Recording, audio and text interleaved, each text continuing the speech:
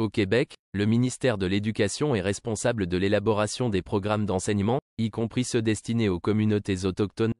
Ces programmes sont conçus pour répondre aux besoins éducatifs spécifiques des élèves autochtones tout en tenant compte de leur réalité culturelle, linguistique et sociale. Le ministère de l'Éducation du Québec collabore généralement avec les communautés autochtones, les conseils scolaires et d'autres parties prenantes afin de développer des programmes qui reflètent les besoins locaux et les particularités culturelles des élèves autochtones. Ces programmes visent à assurer une éducation de qualité tout en préservant et en valorisant la culture autochtone.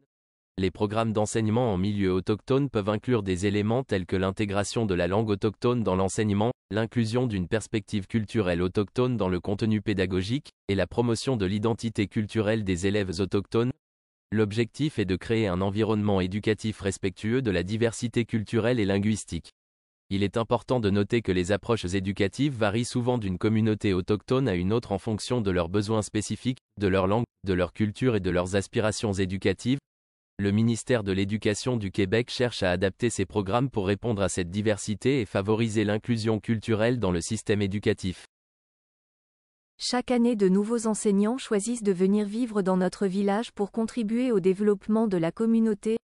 L'engagement des enseignants dans des contextes communautaires peut avoir un impact significatif sur l'éducation locale et le bien-être de la population. Le partage des connaissances et des compétences, ainsi que la création de liens avec la communauté, sont des éléments clés pour favoriser le développement.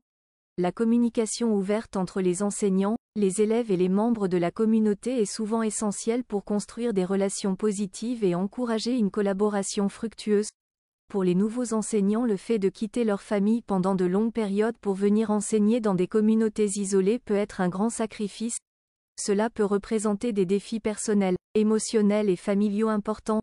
Ces enseignants font souvent preuve d'une grande détermination et d'un engagement envers l'éducation, ainsi que d'une ouverture d'esprit pour s'adapter à de nouveaux environnements et cultures. Pour soutenir ces enseignants et atténuer certains des défis auxquels ils pourraient être confrontés, voici quelques idées. Organiser des activités communautaires qui favorisent l'inclusion et le sentiment d'appartenance. Plus les enseignants se sentent intégrés dans la communauté, plus il est probable qu'ils restent engagés. Fournir une formation approfondie avant l'arrivée des enseignants pour les aider à comprendre la culture locale, les défis potentiels et les ressources disponibles. Cela peut les aider à s'adapter plus rapidement. Mettre en place des programmes de mentorat où les enseignants nouvellement arrivés peuvent être jumelés à des membres expérimentés de la communauté. Cela peut faciliter leur intégration et leur adaptation. Il est important de reconnaître et de valoriser les sacrifices que font ces enseignants et de travailler collectivement en tant que communauté pour les soutenir tout au long de leur séjour.